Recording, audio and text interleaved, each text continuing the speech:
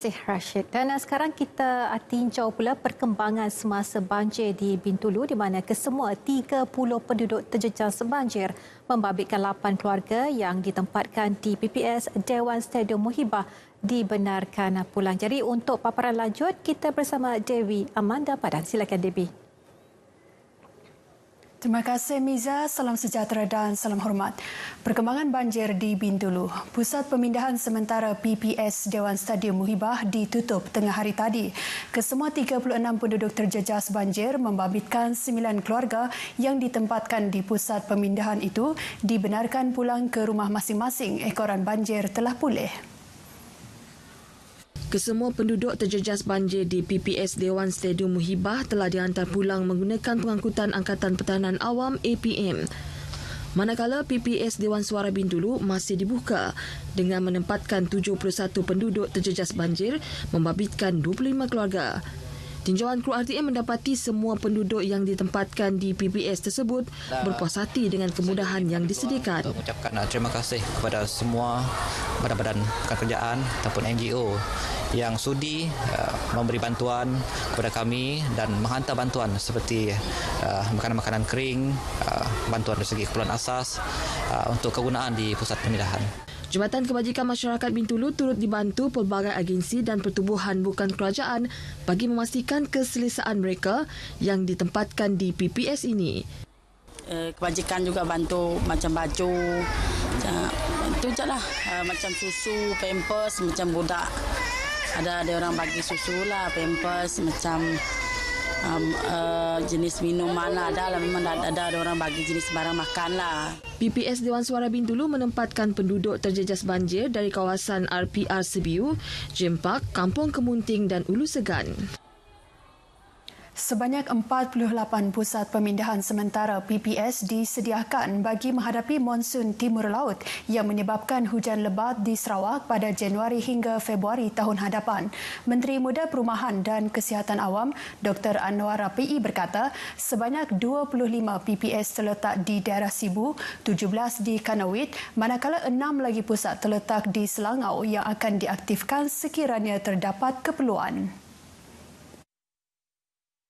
Dr. Anwar yang juga penyelaras Jawatankuasa Pengurusan Bencana Negeri bahagian Sibu berkata, dua punca banjir dikenal pasti di bahagian Sibu iaitu kawasan rendah dan limpahan air hujan dari kawasan Baleh Kapit dan Belaga. The flood in Sibu does not totally depend on the rain that falls in Sibu.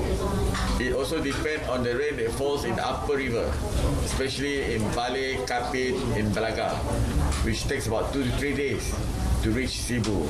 So in other words, Sibu have two sources of floods, low lying, the rainfall itself and also from the upper river. Beliau ditemui media selepas mesyuarat Jawatankuasa Pengurusan Bencana peringkat bahagian di Pejabat Residen bahagian Sibu. Sementara itu, Residen bahagian Sibu, Charles Siau berharap mereka yang dipindahkan ke PPS akan memberi kerjasama kepada pihak berkuasa bagi mengelakkan penularan wabak COVID-19. Satu simulasi pemindahan banjir akan dijalankan di Selangau minggu hadapan untuk menyelaras persediaan yang dirancang Jawatankuasa berkenaan. Aspirasi menjadikan bahagian Miri sebagai bandar kosmopolitan bertaraf dunia memerlukan kerjasama pelbagai pihak. Justru untuk mencapai aspirasi itu, Menteri Pengangkutan Dato' Lee Kim Shin berkata, perancangan rapi dan sumbangan idea serta pemikiran dari pelbagai sektor dan peringkat masyarakat sangat diperlukan. Jelasnya, melalui makmal pembangunan, dasar dan objektif yang sesuai dapat dikembangkan dan menjadi panduan pertumbuhan bandar dan kawasan persekitaran yang optimum. Datuk Lee berucap merasmikan pembukaan Greater Miri Development Master Plan Lab di Miri. Beliau berkata tujuan makmal pembangunan ini diadakan adalah untuk mengembangkan strategi, mendorong perubahan cara perancangan bandar, pinggir bandar dan luar bandar serta cara proses perancangan dijalankan iaitu menyediakan asas dan alat baru untuk menjangka cabaran masa depan. Datuk Lee turut mencadangkan agar makmal tersebut berfungsi sebagai sekretariat untuk mengumpul data daripada agensi-agensi utama selain berharap akan memperolehi idea yang bernas daripada para peserta khususnya wakil-wakil rakyat yang hadir mengenai strategi membangun dan memberi perubahan kepada bahagian Miri terutama dari segi kepesatan pembangunan. Antara fokus utama makmal tersebut iaitu infrastruktur, pelancongan, pertanian, infrastruktur digital, pembaharuan bandar, perumahan, kesejahteraan sosial dan pendidikan. Kematangan ahli-ahli parlimen dalam menyokong belanjawan 2021 harus diberi kepujian, lebih-lebih lagi ketika negara sedang berhadapan dengan pandemik COVID-19. Demikian suara yang diluahkan Ahli Dewan Undangan Negeri Adun Batu Danau, Paulus Palugumbang. Ujarnya, dalam memenuhi keperluan rakyat dan menyelesaikan masalah negara, sikap toleransi dan kerjasama perlu diutamakan dalam kalangan ahli parlimen supaya segala usaha kerajaan dapat dicapai dengan jayanya. Kita mengucap terima kasih kepada ahli-ahli parlimen yang telah mengenepikan sentimen-sentimen politik dan bersatu untuk meluluskan bajet ini.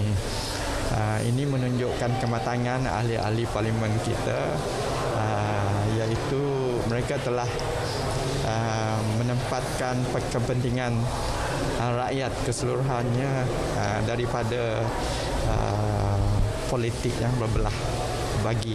Tambahnya lagi, secara keseluruhan belanjawan 2021 yang telah diluluskan dalam sidang parlimen bertujuan untuk memulihkan ekonomi negara dalam berhadapan dengan wabak COVID-19. Beliau berkata demikian kepada pemberita selepas hadir di program Sembang Santai Pengguna di Dewan Kampung Tanjung Riman, Limbang. Penduduk gedung bakal memiliki mesin juruwang automatik ATM Agrobank penghujung Disember ini. Perkhidmatan mesin ATM ini selaras dengan dasar kerajaan negeri untuk memberi perkhidmatan kepada penduduk di luar bandar dan pedalaman supaya bagi memudahkan mereka untuk berurusan dengan pihak bank. Menteri Muda Pembangunan Perdagangan Antarabangsa dan Industri, Terminal Perindustrian dan Pembangunan Usahawan, Datuk Naruddin Majais berkata, beliau telah menerima surat kelulusan daripada pihak Agrobank untuk menyediakan sebuah mesin ATM di gedung. Beliau yang juga Ahli Dewan Undangan Negeri Adun Gedong memberitahu, surat mengenai perkara itu telah diserahkan oleh pengurus wilayah Agrobank, Abdul Halik Abdullah, kepada beliau dan bagi pihak penduduk gedung, beliau berterima kasih atas kelulusan tersebut. Mesin ATM tersebut akan ditempatkan di Anjong Usahawan Gedong dan dijangka memudahkan hampir 7,000 penduduk asal Gedong serta 4,000 pekerja yang bekerja dan tinggal di ladang kelapa sawit yang ingin berurusan berkenaan pengeluaran, penghantaran duit serta menerima bantuan kerajaan. Sementara itu, Abdul Halik memaklumkan pihak bank telah mengkaji dan yakin wujud keperluan yang tinggi di kawasan Gedong dan yakin dengan adanya mesin ATM itu, ia menjadi meningkatkan lagi ekonomi penduduk Gedong kewujudan banyak peluang perniagaan.